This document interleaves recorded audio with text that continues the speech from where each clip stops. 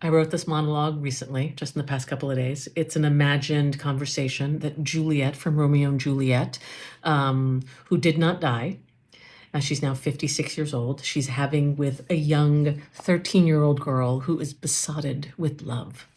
I don't know it by heart, so you'll see me looking down. Fie on your salt tears, child, dry your eyes. You weep as if you've lost a kingdom when in truth you've only lost a pup who barked too loudly at the moon. Oh, he speaks of sonnets, does he? He swears by the inconstant moon.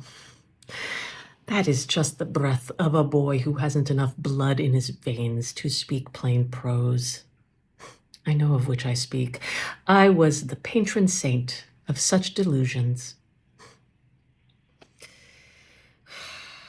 You ask of that night, the tomb. The air was as thick as a usurer's heart, and it smelled of ancestors and deep, damp rot. I woke to find my Romeo, well, he was ever a boy of great speed and little breath.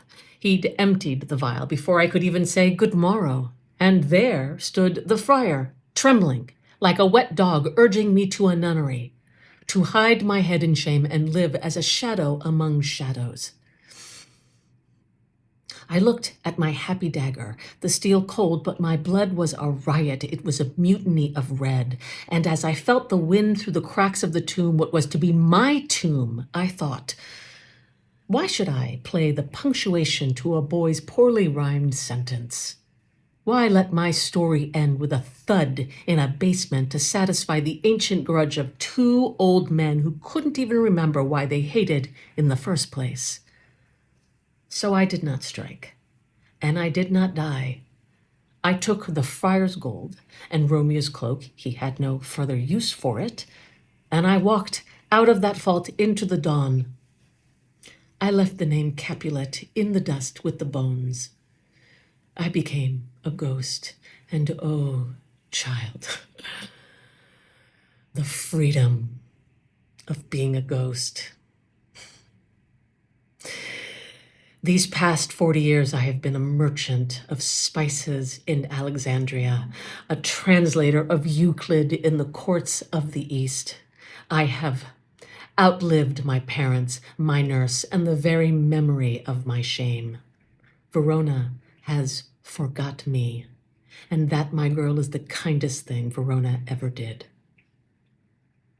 I became a woman who understands that a rose by any other name is still a bloody rose, thorns and all, and that it grows much better in open soil than in a crypt.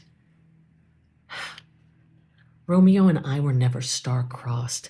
That is a pretty lie that we tell young girls to keep them dutiful and in their beds. My dear, the stars are not crossed.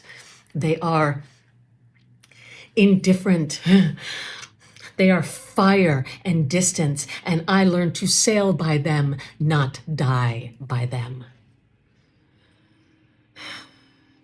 My Romeo, I remember him as one remembers a fever, a bright, brief heat that nearly burnt the house down.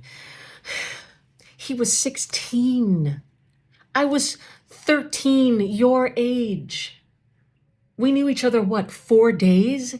In 4 days, we had married, murdered, died, or very nearly. It was not a love story, child. It was a house fire. But a woman cannot live on heat alone. She needs the cool of the intellect, the weight of the purse, and the opportunity to say no to a tragedy written by a world that finds a dead girl more poetic than a living, breathing, complex older woman. So go. Take thy lace and thy sighs. Weep tonight if thou must. I'll not forbid it. Even I wept once. I am not made of stone. But if thou find'st thyself in a tomb of another's making, if the walls close in, and some kind fool is offering thee a blade and calling it the honorable end, don't reach for the dagger. Reach for the door. The world is vast, and the villain of Verona has been these 40 years, the queen of her own life.